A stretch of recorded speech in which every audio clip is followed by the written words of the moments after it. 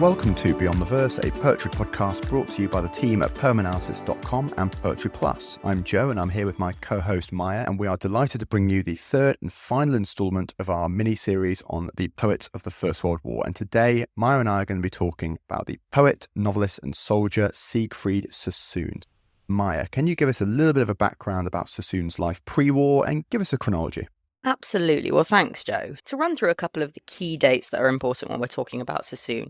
He was born in 1886. He led a very privileged life growing up. He attended Marlborough College in the UK and then Cambridge, but didn't actually graduate from Cambridge University. He is generally regarded in this period as a Georgian romantic poet. He published a collection called Poems in 1906 and a follow-up collection called Sonnets in 1909. And we will see this sonnet form crop up time and time again in some of his later poems as well. But of course, as we've talked about in our previous two episodes of this mini-series, there is definitely a different spin on the sonnet form when we're talking about the war, as compared to what we would usually expect from a sonnet. A few more key dates. In 1914, when the war broke out, that was when Siegfried Sassoon volunteered. He was commissioned as a second lieutenant in 1915, and in 1916 was awarded the Military Cross for bravery. But 1917 is when things really change. Sassoon writes an open letter that is published in the London Times. It's read in Parliament, called A Soldier's Declaration. Now, in this, he is very negative about wartime, and I'm going to ask Joe kindly to read that for us. I am making this statement as an act of willful defiance of military authority, because I believe the war is being deliberately prolonged by those who have the power to end it. I am a soldier, convinced that I am acting on behalf of soldiers. I believe this war, upon which I entered as a war of defence and liberation, has now become a war of aggression and conquest. I believe that the purposes for which I and my fellow soldiers entered upon this war should have been so clearly stated as to have made it impossible for them to be changed without our knowledge, and that, had this been done, the objects which actuated us would now be attainable by negotiation. I have seen and endured the sufferings of the troops, and I can no longer be a party to prolonging those sufferings for ends which I believe to be evil and unjust. I am not protesting against the military conduct of the war, but against the political errors and insincerities for which the fighting men are being sacrificed. On behalf of those who are suffering now, I make this protest against the deception which is being practiced on them. Also, I believe it may help destroy the callous complacence with which the majority of those at home regard the continuance of agonies which they do not share, and which they have not sufficient imagination to realise. Now, this is absolutely damning evidence, and this is one of the reasons that when we talk about Sassoon, he is so often regarded as the most prominent critic of the war. As I noted before, this was published in 1917. It would have been general practice to court-martial someone who speaks so openly against the war. However, instead, he was diagnosed with shell shock. He was sent to Craig Lockhart, which, as we talked about in our prior episode, is where he met Wilfred Owen and became his mentor. So if you haven't had a chance to listen to our previous episode, please do check that out now. It'll give you a little bit of context around their relationship and how this grew whilst they were both spending time there. In 1918, Sassoon publishes the anti-war collection Counterattack and Other Poems, a very openly anti-war collection. Now, this is one of the most prominent and influential collections when it comes to changing attitudes towards the war. So in terms of the poems we'll be focusing on today, we will of course be focusing primarily on the wartime poems. However, it is worth stating, Sassoon lived until he was 80 years old. Obviously, with many of the poets that we've discussed up to this point, we only have a very small amount of work from them, given how young they were by the time they died. However, Sassoon continued to publish for the remainder of his life. He spent the years after the war with the Bloomsbury Group, who we also talked about in our last episode. In 1957, he converted to Catholicism. His poetry took a slightly more spiritual turn. And by 1967, aged 80, he died. Now, Joe, in terms of key dates, what do you want to pick up on here? Well, thanks, Maiya. That's going to be really helpful for listeners to get a really interesting sense of his life, because one of the things, I imagine it's going to be a theme of today's episode we're going to talk about, is Sassoon is a poet that changes, a poet of transition. And obviously, the years after the war allow more time for that transition, time not afforded to the likes of Rupert Brooke or Wilfred Owen. But even within the confines of the war, we're going to talk about how Sassoon's attitude, his beliefs, and even the poetry itself alters and changes over the course of those years as a result of new poetic influences, but also, of course, the growing realization of the horrors and the injustice of this war, which is typified by the open letter, which I read earlier on. But actually, I'd like to just go back pre-war for a moment, because I think they really help elucidate one of the themes we've been talking about, how this war represents an inflection, sort of a point of no return. And this might seem like a trivial instance, but Maiya and I were talking about Sassoon before this episode, and one of the things that came up during our research was that Sassoon, sort of after leaving Cambridge University, kind of spent a few years in the wilderness. As Maiya mentioned, he was quite an affluent gentleman, he was well off, and it sort of feels like he spent those years occasionally writing poetry, not publishing loads of work over what is a 6 or 7 year span, but spending quite a lot of time hunting and playing cricket, and these are themes that he would go on to return to in his post-war writing as well. And this might seem like an insignificant detail given everything that happened in the war, but I think it really helps ground this view of what Britain was like in these years pre-war. Again, we're talking about a Britain that is still one of the world's primary colonial powers, an incredibly powerful, influential, affluent nation. And the idea that this upper middle class gentleman could afford to go to Cambridge, not get his degree, and spend years, it seems, living a sort of hedonistic lifestyle really brings the horrors of the war into focus. The idea that this war shattered those kind of early 20th century notions of what it meant to be a British gentleman, what it meant to be a British member of the middle class. So I think I'd just like to really give listeners that context about who this guy was going into the war. He was not somebody that you might think would be a war hero. And yet, as Maiya mentioned, he won the Military Cross in 1916, and he even garnered the nickname Mad Jack for his sort of manic acts of bravery in the early years of the war. I think the contrast between the horrors of those first 2 years of the war that he experienced and his sort of incredibly comfortable, hedonistic pre-war years kind of functions as a symbol for how the war changed the world, not only because people died, but also because the kind of dreamlike states that people were in pre-war could never be returned to afterwards. In terms of the war itself, Maiya and I, of course, have discussed a lot of these key dates over the first 2 episodes, and if you haven't checked out those episodes already, I implore you to do so. Sassoon is kind of the bridge between those two poets, and not only in terms of his poetry. Some of Sassoon's early war poetry was more similar to Rupert Brooke's in the sense that it expressed a more patriotic view of the war and kind of a sense of pride in fighting for your country. But by the end of the war, his poetry is the most satirical, the most biting in its criticism, particularly of the leadership back home, not actually about the horrors of the war itself as much. But he's also a literal bridge between these two figures. He met Rupert Brooke and he met Wilfred Owen, and those two never actually met one another. He was also friends with the war poet and writer Robert Graves, and Sassoon is this kind of centerpiece. He's almost the kind of central figure around which these other poets orbit.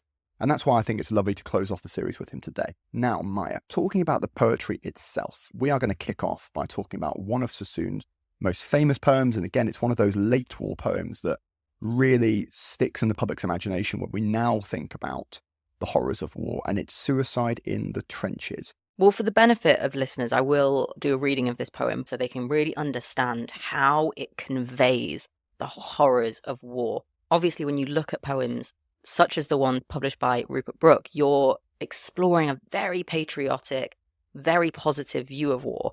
This is one of these poems that, aside from the title, obviously immediately creating that image in your head, Suicide in the Trenches, it just demonstrates a complete lack of honor and glory in fighting this war. Of course, yes, lives were lost from the war itself, but here we explore the relationships between soldiers, the horror that accompanies just enduring this. So for the benefit of listeners, this is how the poem goes.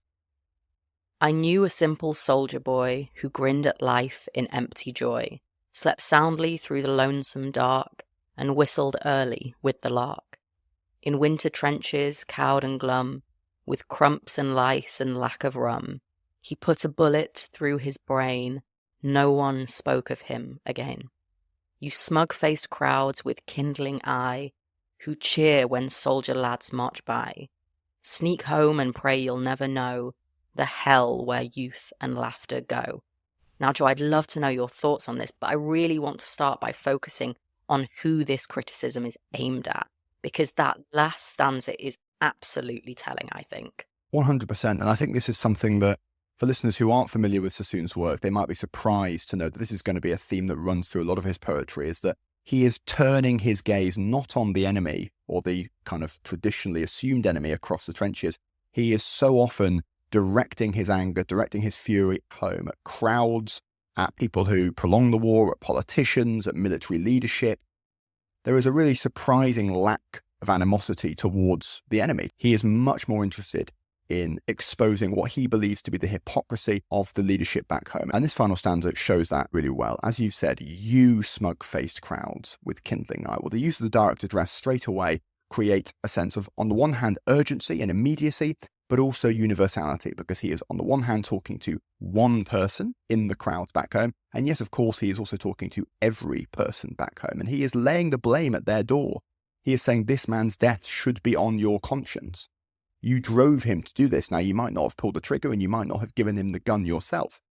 But he is only at this war because you allowed this war to continue. And if you had stopped it, this young man might still be alive. I couldn't agree more. And I think what's really interesting here is that we have that direct contrast between the accusatory you and the personal I. This opens with an I knew a simple soldier boy. This is not a poem that is generic in any sense. Sassoon, as the speaker, is telling you that he had a friend, a fellow soldier, who he personally witnessed go through this. Now, of course, in many poems, when we talk about the speaker, it can be assumed in many senses that the speaker isn't the poet themselves, but Sassoon goes on post-war to write autobiographical poetry. So when we talk about suicide in the trenches, I think it is made that much more powerful by the fact that you can understand that Sassoon, in reality, is writing about something he viscerally experienced. Definitely. And yeah, I think one of the things about it that I really admire is, even though, as you've said, this is being drawn from personal experience, this is fairly autobiographical, what I find really powerful about it is how matter-of-fact it is, how dispassionate it is. For example, we look at the title Suicide in the Trenches, which kind of, again, slightly wrong foots the reader, because what that title suggests to us is that the titular suicide is going to be our primary object of interest in this poem. And yet the suicide itself is done in a single line. He put a bullet through his brain. There's no frills, there's no adjectives, there's no drawn out metaphors or symbols, there's nothing at all. It's a simple statement of fact followed by another line. No one spoke of him again. And then it's done. Before that, the boy is alive. After that, he is dead. There is no sense at all of lingering on the act itself. Now, partly, the nobody spoke of him again thing is, of course, an insinuation that this is something that people ought to be embarrassed by or ashamed by, that suicide was associated with cowardice and all of the things that go with that association. And yet it's also a reflection of the fact that these things were so normal that this horrific suicide, this incredibly traumatic thing to witness or be aware of that was happening around you, doesn't even really land with any of these soldiers. They either can't or aren't willing to consider it, talk about it anymore. To them, it's simply another act. We need to move on tomorrow because somebody will die tomorrow and somebody will die the day after that. The dispassionate nature of the death actually serves to elevate its importance, because if the poem dedicated lines and lines to how miserable and sad everybody was about the suicide of this young man, that would perhaps imply that they weren't used to this kind of death, when of course these young men horrifically were exposed to this every day of their lives virtually. And I think the subtlety with which he's able to convey that message with so few words is one of the things that makes this poem so powerful. Absolutely. And what this poem makes me think of is, again, that comparison that so many of these poets bring up, which is the trench being hell itself, being a very physical manifestation of hell. Earlier in this mini-series, we talked about the poem Strange Meeting by Wilfred Owen, in which we have the narrative of a dead soldier who finds himself under the trenches, speaking to the enemy. And again, I used the word visceral before, but I do find it, this poem just shakes you to your core. There is this real sense of dread that accompanies it. And it's fascinating to me because, a lot of the time when we talk about poems that have a rhyme scheme like this, where it's written in couplets, boy, joy, dark, lark. If you draw these words out and look at them alone, obviously, it's a very regular paired poem, but the content just makes it so much more disturbing. But Joe, how do you think the rhyme scheme here aids that sense of discomfort? I think it speaks to that sense of finality that I mentioned earlier on. If we look at the suicide itself, and it's done in that single couplet, the kind of nice symmetry of that rhyming couplet serves to say, well, there's nothing more to say here. I think what the couplets serve to do is emphasize the fact that these soldiers were forced to continually compartmentalize, deal with something before they have to move on to the next thing. There was no time to kind of contemplate their own feelings. And ultimately, the moment that Sassoon did get a chance to contemplate his feelings because he was back in the UK in 1917, that's when he wrote A Soldier's Declaration that I read earlier on. The moment that he began to dwell on the horrors of war, he realized, or he became aware of the fact, or he believed that the war was unjust. That is why I think it is so important that we bring up A Soldier's Declaration when we talk about Sassoon's poetry, because I think it would be very easy to abstract some of his work. But I think one of Sassoon's real strengths is that more often than not, he writes on behalf of the soldiers. I just want to bring up that line from A Soldier's Declaration where he says, I am a soldier convinced that I am acting on behalf of soldiers. He uses others' stories to really convey the horrors of the war. And one of the poems that I think also speaks to this in a very similar way to Suicide in the Trenches is A Subaltern, which opens with the lines, he turned to me with his kind, sleepy gaze, and fresh face slowly brightening to the grin. And this really beautiful descriptor of a fellow soldier, someone who he serves with potentially every day, being contrasted against the trenches, which in this poem are described as being full of squeaking rats across the slime, the grey palsied weather, stamping and shivering in the rain. There is a real contrast between the freshness and the youth of these soldiers against the setting of the poem. And I think I see this time and time again in Sassoon's poetry, that the focus on the other, the subaltern, the other soldier, really just brings out the depth and the dank nature of being in the trenches. I absolutely think it's him at his best. Yeah, it's an incredible poem. It really is. And I think there's so many layers to this that I just love to unpick a couple of them. So first of all, we get that completely anachronistic reference to cricket in that opening stanza, which feels so inappropriate. It feels so divorced from the reality being described in the poem. And that's the point. I think Sassoon himself here is acknowledging that's a different life, that's a different world, a world that ultimately it's unlikely I will ever be able to return to. And I don't just mean that in a literal sense, of course. Sassoon was facing life and death every day. There's every chance that you won't be able to go back because you'll be dead.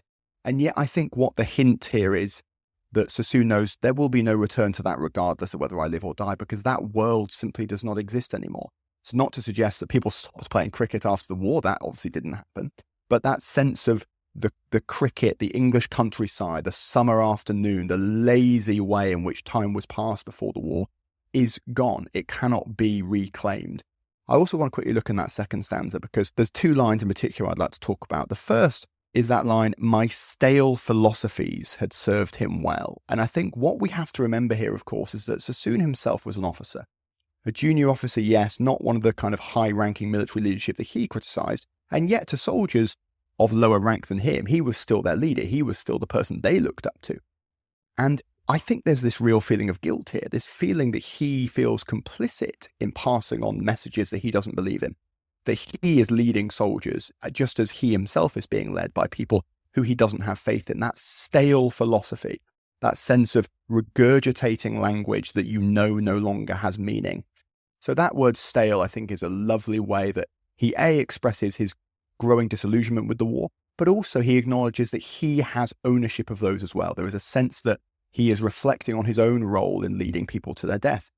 And then just to jump forward slightly once again, he discusses this other soldier and he says, dreaming about his girl had sent his brain blanker than ever, she'd no place in hell. And Maiya's nodding for listeners who obviously can't see her because I think she wants to talk about this as well. And again, what you have here is the sense that the war is almost happening in a different universe, a different plane, a plane that people who have not seen it can never enter. The idea that once you've witnessed these horrors in the trenches, you can never escape them. It's like an eternal punishment. Of course, hell is not somewhere you go for a weekend. Hell is somewhere where you are damned for eternity. Even when the war ends, these constant references to hell from Sassoon and Owen as well suggest that they are aware of the fact that the war might end in a sense, but the horrors will remain. And ultimately, they will be eternally damned to relive these experiences. And those who haven't lived them, their wives, their partners, their friends, their siblings, their parents back home, will always be dislocated from them. They'll never truly exist in the same world again. Joe's absolutely right. I think it's one of the most powerful lines in this poem that I think is very much overlooked. Joe's hit pretty much every point I wanted to talk about there. I also just wanted to kind of extrapolate it a little bit further, because when we talk about World War I, much of the propaganda that surrounded it was concerned with defense. As we read in A Soldier's Declaration, it was about liberty. It was about defense. However, one of the lines that always sticks with me is this one, because war propaganda, it was about returning home to your loved ones. It was about defending them. Your personal relationships were very much leveraged in order to make you want to go to war. However, here, as Joe says, by the time they return, they've endured such horrors, shell shock, PTSD, that they begin to exist very much mentally on another plane. But I also want to talk about the fact that so many of these soldiers that signed up to fight had to do such barbaric acts that here what we're talking about as well is the fact that this individual soldier doesn't believe that he has the right to go to heaven. He doesn't believe that the acts that he's done in his lifetime will justify that. Upon his death, he won't even have the privilege of being reunited with his loved ones in the afterlife because they haven't done the same things that he's done. He believes in the purity, the innocence of his girl back home, but even after death, he won't be able to be reunited with her. And I think that is one of the, most depressing lines in this poem, because if anything, you fight for love, you fight for the right to come home to your loved ones. And here you really get the sense of being totally alone in this conflict, despite fighting alongside all your other soldiers.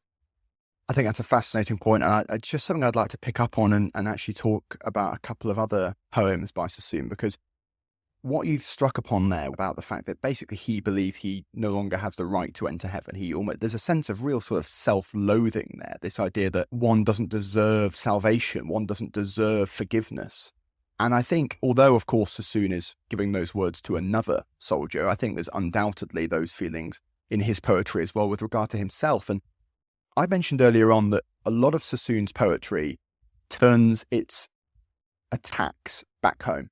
It talks about the failings of the political class. It talks about the failings of the crowds of people that celebrate soldiers. And I'd just like to touch upon a couple of moments that I think illustrate this point, but also illustrate perhaps a deeper sense of self-loathing.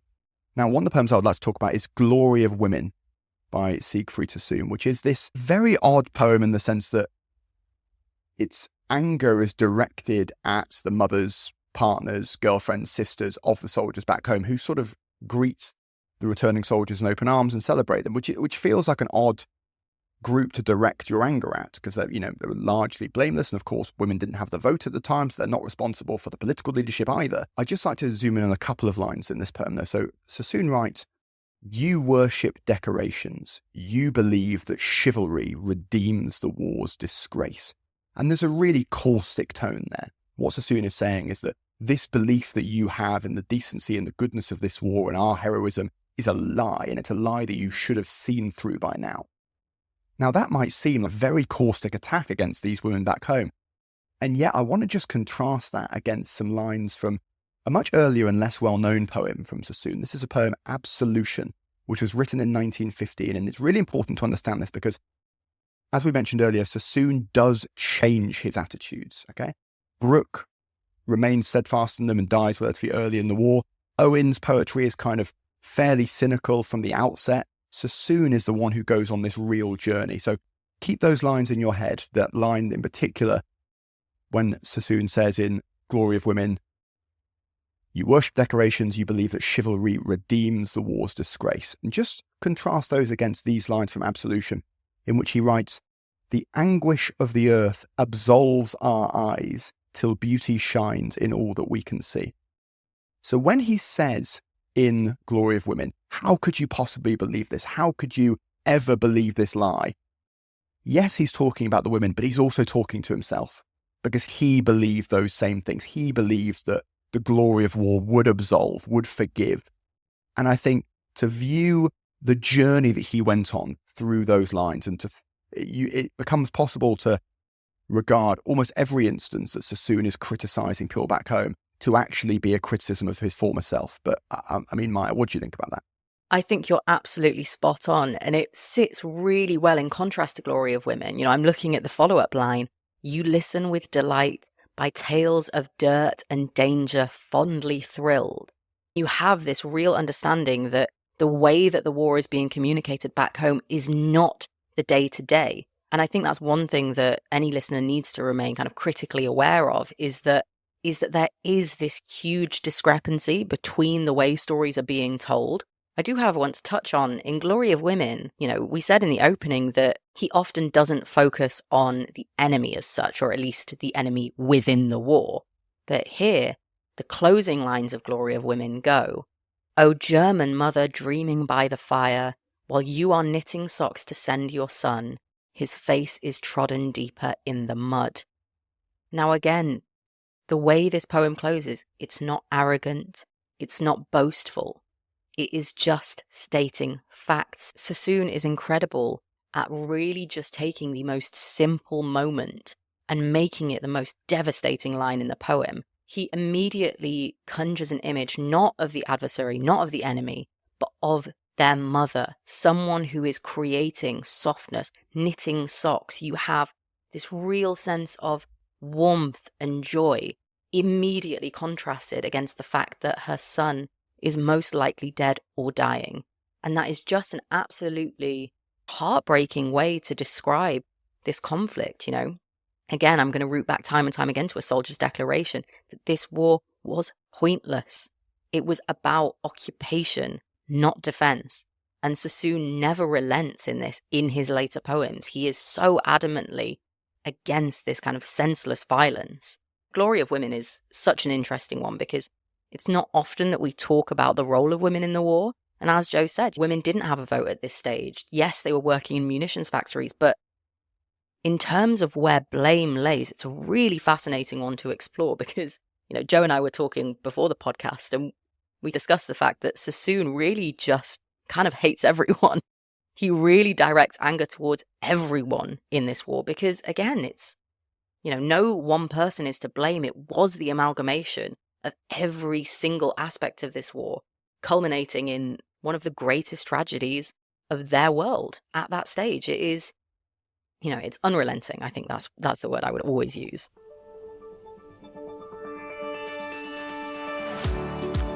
Now, regular listeners will know that Maiya and I want to get around to every poem out there, but if you can't wait for us to eventually get to the poem that you want to understand, why not purchase the Poetry 101 workbook available now at poemanalysis.com. Now, this is available as an online digital version to our Poetry Plus members, so you can sign up for a subscription for a Poetry Plus membership at poemanalysis.com now, but we are delighted to announce that it is also available as a published book. Now, this is the ultimate guide to understanding any poem. We take you through every single aspect of poetic form, meter, language techniques with examples, as well as worksheets for you to fill in. So if you want to be able to understand any poem from scratch, why not purchase the Poetry 101 workbook available now at poemanalysis.com.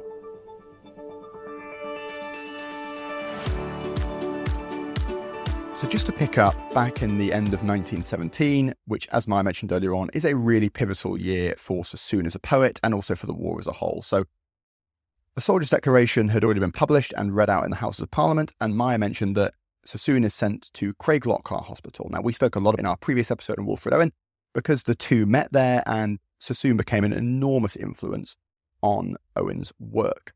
The following year, Sassoon did briefly return to the front lines, but he was shot in the head and had to return back to the UK. And as we mentioned on our last episode, Wilfred Owen died just 1 week before the war's conclusion.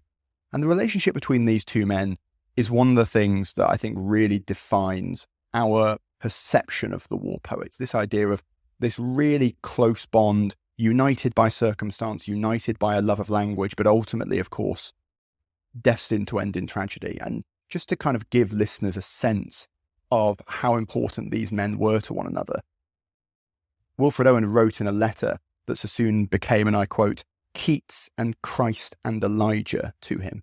This sense of how important Sassoon was as a friend, but also as a poetic influence. And a lot of those poems that we now know as iconic Wilfred Owen compositions would not have been the same if Sassoon had not been an indirect and a direct influence, as we're going to talk about in a moment. And I'd just like to read something Sassoon wrote about Wilfred Owen's death some years later, when he reflected that Wilfred's death was an unhealed wound and the ache of it has been with me ever since.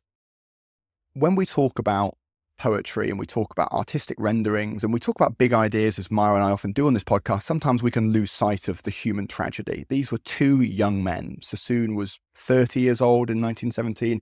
Owen was in his early 20s. They were not meant to be thrown together in these circumstances, and yet they were. And the bonds that they forged in those awful months together really have stood the test of time. And I think it's important to pay tribute to that. And it also allows me to sort of jump into Sassoon and his enduring influence in the years after the war. As Maiya mentioned, his criticism of the ruling establishment, and particularly the way they were conducting the war on a political level, endured after the war itself. And so much of our modern conception of war is shaped by the poems of, for example, Wilfred Owen. Sassoon edited that collection, Owen's collection of poems that was published in 1920. Not only did he edit them, he also wrote the preface to those poems. For any listeners out there who are wondering, why are we dedicating a whole episode to Sassoon? He's perhaps less famous than Brooke. He's certainly less famous than Owen.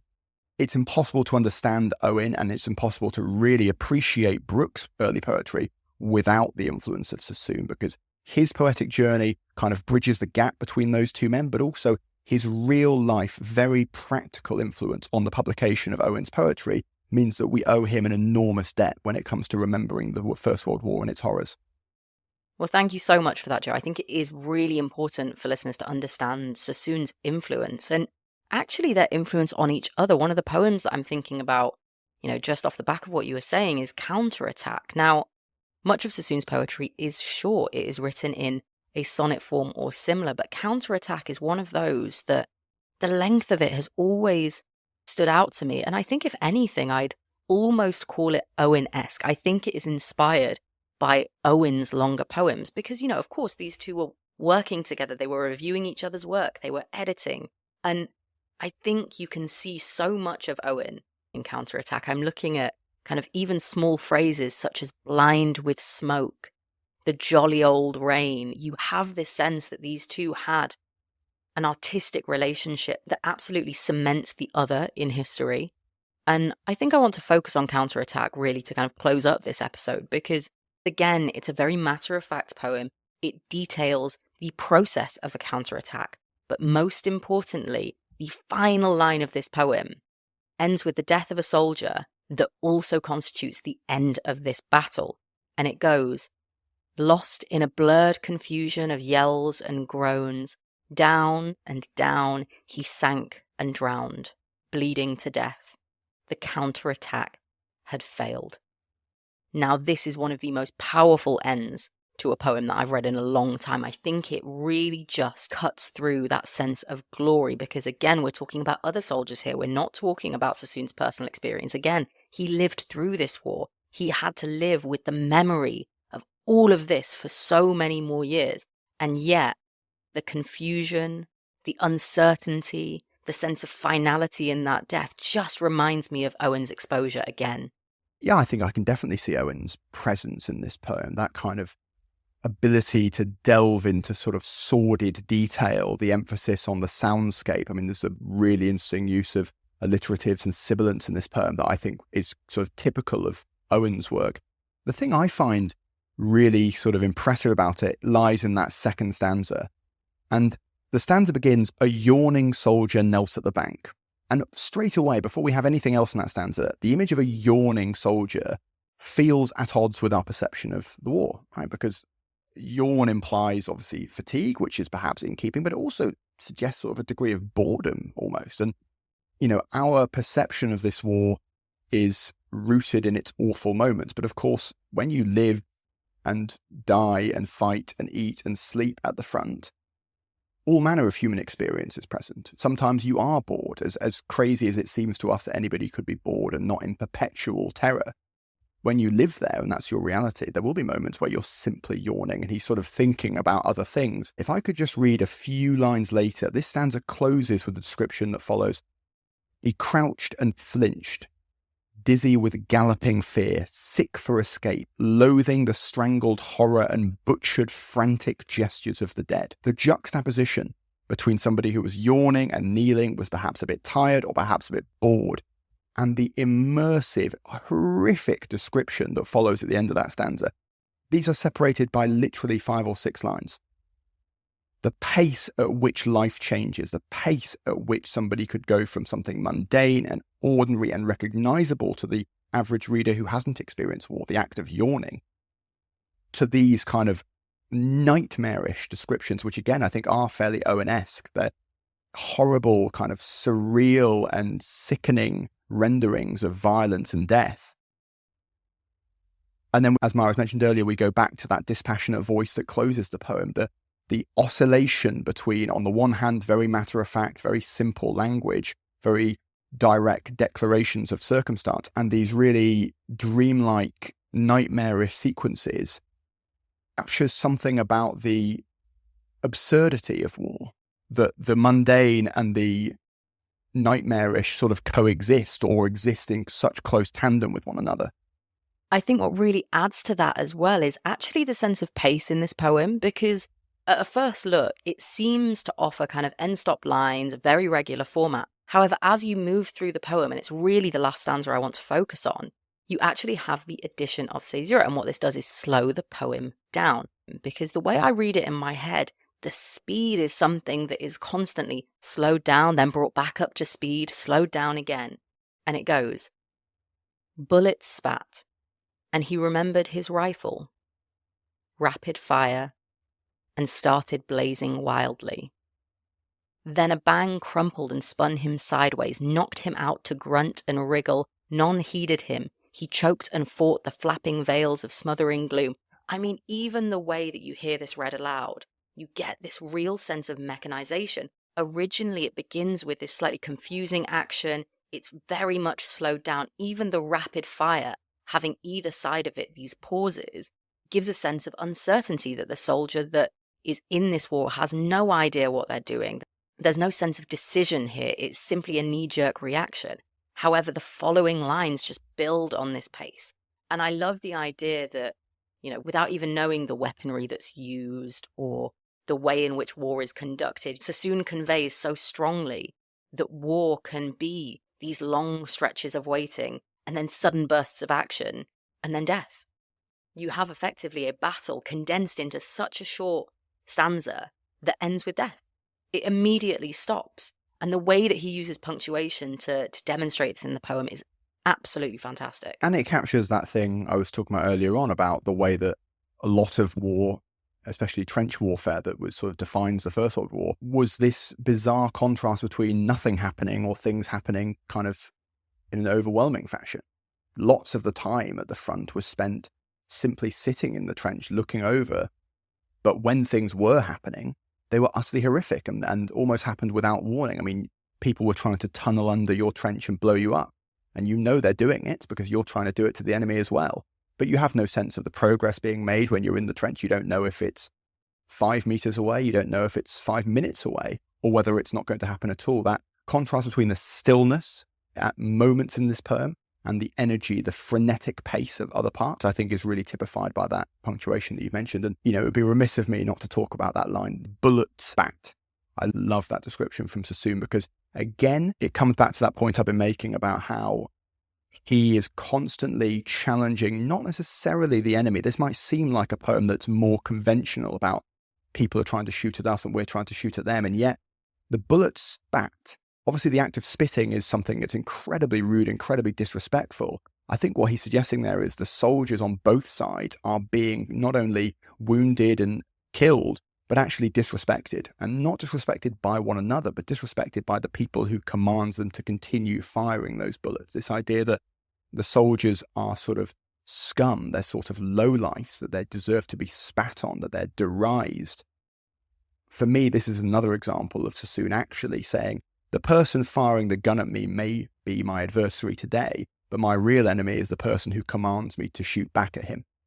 It's really interesting, actually, that you bring up the way the soldiers were portrayed, because I think a poem like this stands in contrast to one such as The Soldier by Rupert Brooke that we talked about in our first episode. In The Soldier, he talks about being blessed by sons from home. You have this sense of brightness and warmth and glory. And all of those things kind of combine when we talk about the soldiers because of the duality between the sun and the sons of war. But here in Counterattack, I absolutely love this description of the break of dawn. Of course, in much poetry, the breaking of dawn signals new life. It signals the start of a new day. Here, Sassoon writes, "Dawn broke like a face with blinking eyes, pallid, unshaven, and thirsty, blind with smoke." Now, aside from this being just an excellent line and impeccably written, the way that the sun is portrayed here, the way that the start of the day is portrayed, is almost paralleling to the soldiers that are in the trenches. Pallid, unshaven, and thirsty, blind with smoke. Now, of course, blind with smoke, we can assume this is a cloudy day, but there is absolutely no sense of warmth in this line, which is one of the things I find really quite disruptive about this poem. The way that, I've already talked about the way that Sassoon plays with speed, but here the way he plays with light and time and really disrupts what you would expect to be a new day. They gained their first objective hours before the dawn. And here you almost build up to what should be a moment of glory, a moment of togetherness. Dawn broke like a face. You immediately have the image of a soldier's face being split apart. And that is gruesome and gory and just contributes to the sense of dread in this poem, I think. I completely agree. And the ability to subvert the sun, which is, of course, ordinarily a symbol of regeneration, right? It's a new day, and it's a day in which the sun is going to shine brightly again. And yet in this poem, it simply becomes a microcosm of continuing fatigue, of decline. The soldier's faces, as Maiya says, exhausted, dirtied by smoke, unshaven. This sense of deterioration and decline is in sharp contrast to the way that the sun is normally used in literature and film. The sun is meant to be something fresh and new and invigorating. And yet Sassoon takes all of those qualities away from it, which again is quite Owen-esque insofar as it's kind of a reverse pathetic fallacy. Pathetic fallacy is a technique in which the weather or the environment reflects or predicts the events of a story or poem. And yet in Owen's poetry and in this scene, it's actually the horrors of war. It's mankind's ability to destroy things that seem to have an effect on the natural world, that seem to rob nature of its beauty, its vitality, and its ability to be symbols of hope and regeneration. So as we reflect on sort of the end of this episode and the end of our mini-series on the poets of the First World War, and first of all, we hope listeners have really enjoyed this series. I'm sure some of the subject matter has been difficult at times. We hope that we've given you a fresh perspective on some of the most important poets of the early 20th century. And as always, if you have things you'd like us to discuss in future episodes, please do reach out to us. We are always keen to hear your thoughts and questions.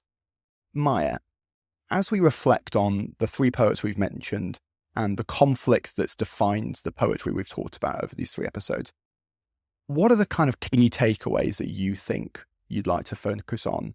Do these poems and these poets continue to resonate in the modern world?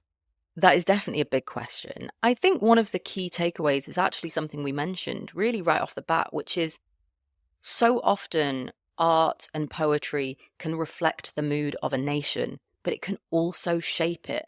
Every single poet we've talked about across this series has an incredible ability, even following, their passing, to really shape reality. And I think, obviously, of course, we love poetry and the way that we talk about it. We personally believe it's powerful. But when we explore poets that are directly responding to a conflict such as this, and when we explore poets such as Sassoon, such as Brooks, such as Owen, who were directly responding to a conflict that, shaped the world at that time, it's absolutely critical that we pay attention to what they were saying. I think it's a lesson that we can apply even moving, towards the future, to be perfectly honest. There are so many incredible poets writing now about the state of the world that have the power to change and have the power to shape people's opinion. And I think, if anything, these poets really just stand as a testament to the power of art and the power that a single voice can have to speak on behalf of the many. And I think it also proves, that poetry like this is timeless. Of course, they were written at a specific moment for a specific moment. We've encountered these poems multiple times throughout our lives, at school, for pure enjoyment, in the research for this episode, and I find something new every time. And I think the power that these poems have to shape even my individual person, even my mind, even my opinions on things, just show that if you can find art, if you can find poetry that speaks to you, you are able to take that with you and carry it with you. And that is what these poets have done for millions and millions of people across the world. The reason we think of war as we do today is in no small part thanks to these poets. So I think it's important to be grateful for their influence in so many ways. But I'd love to know what you think. Well, that was really beautifully expressed, and I completely agree. And I think it's a reminder, as you said, that art doesn't exist in a vacuum. Art exists in response to and in dialogue with the world in which it's created. As we've mentioned lots of times, this war changes war in general. It changes the way the public perceive it. It changes the way that the political leadership go about embarking on it. It changes everything. Unfortunately, as we all know, this was not the end of war in the 20th century, or indeed the 21st. And the Second World War is a very different kind of conflict in the public's imagination. There is a much clearer sense, particularly in retrospect, of the fight against evil.